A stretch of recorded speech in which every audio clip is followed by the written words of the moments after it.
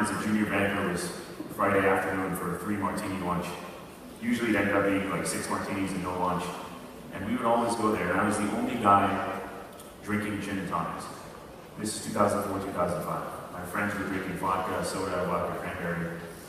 So finally we asked the bartender, and we said, Mr. Bartender, tell my friends that I'm smarter and more sophisticated than them, because I'm drinking gin and tonics. He said, well actually, nobody drinks gin anymore. People only drink vodka. He said, come to my bar and take a look.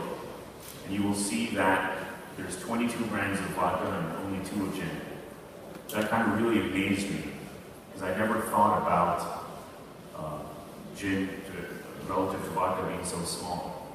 I started drinking gin and tonics with my dad when I was 16 or 17 years old. And, I remember one day when I was 16, my father said, son, you're a man, let's celebrate your manhood. I had a very different idea of what celebrating manhood really meant. So I show up that night at 8 o'clock. My dad gave me a whiskey, neat. And I remember I drank it and I was in the hospital for a week. So I said, there's got to be a better way to celebrate your manhood than that. So the following Saturday, my dad was like, all right, that didn't go so well, we'll do it again. I said, Dad, can I give you some suggestions of what I would like to do to celebrate my manhood? But he wasn't open to that idea. And he gave me a gin and tonic that night. And I liked it so much more than the scotch, it became my drink. So fast forward to my 20s, and I saw vodka was ruling the day, and I said, look, gin had 2 problems. One was a problem with taste. The gin was very high strength, very heavy on the juniper, and it was something that the American consumers were not used to, something that was so heavy on the juniper and such high alcohol content.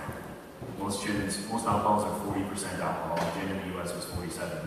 And I said, if we can tackle this issue of taste, because ultimately people are not going to buy something twice or 3 times if you don't like the way it tastes.